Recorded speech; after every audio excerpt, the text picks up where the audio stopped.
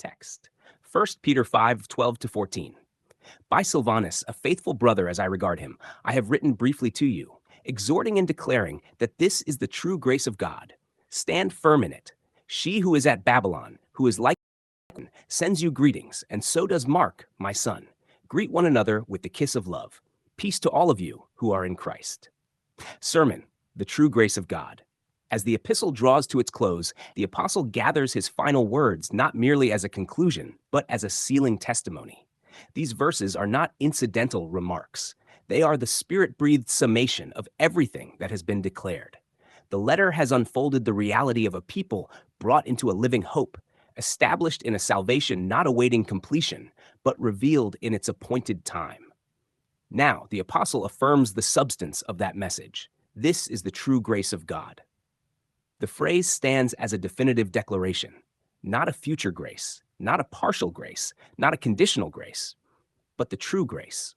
What has been written is not preparatory, it is declarative. It is not pointing forward to something yet to be accomplished, but bearing witness to something realized within their redemptive horizon. The instrument and the testimony. By Silvanus, I have written briefly. Silvanus is named not merely as a courier, but as a faithful brother. The faithfulness here is not simply moral reliability, it is covenantal trustworthiness, one who bears witness to the same completed reality. The message carried is consistent, unified, and rooted in what has been fulfilled.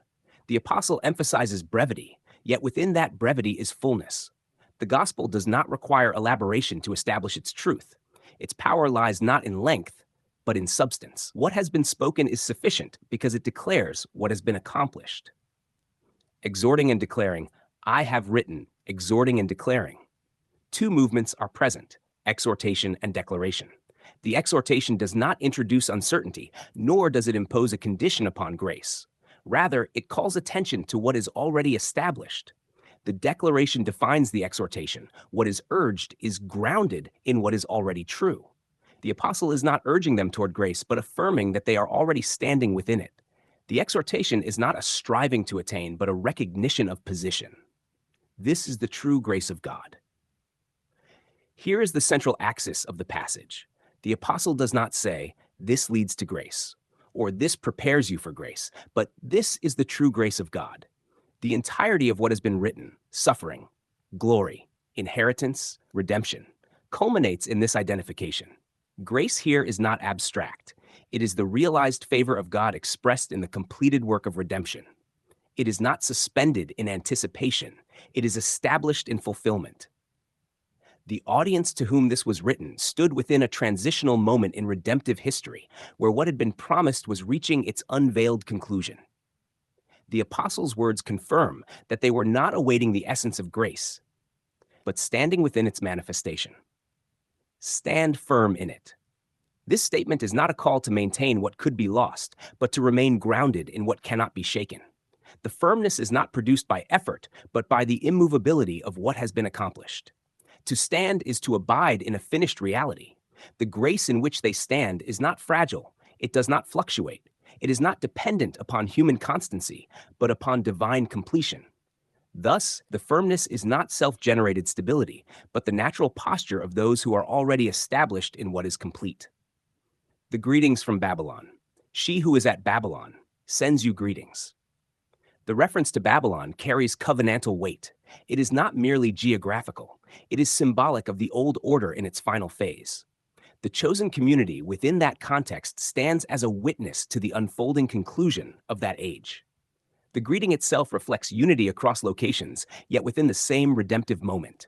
Those addressed and those sending greetings share in the same completed grace. They are participants in the same fulfillment. Mark, my son, and so does Mark, my son. The language of sonship here is relational, but also reflective of shared participation in the same reality. The transmission of truth is not generational in the sense of delay, but immediate in the sense of shared inheritance.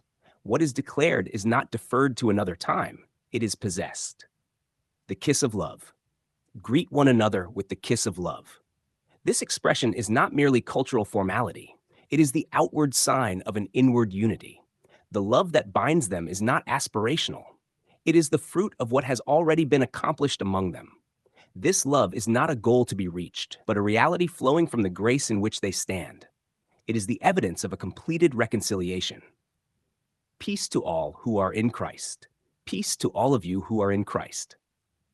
The closing benediction does not pronounce a future hope of peace, but affirms an existing state. Peace is not pending, it is present. To be in Christ is to be within the sphere where peace is fully realized. This peace is not the absence of conflict and circumstance, but the settled completeness of reconciliation. It is the peace that comes from the finished work, the peace that no longer anticipates resolution because resolution has already occurred. Conclusion. The apostle's final words gather the entirety of his message into a single affirmation. This is the true grace of God. Not partial, not progressive toward completion, not awaiting fulfillment, but true, complete, realized, and established. And in that grace, they stand.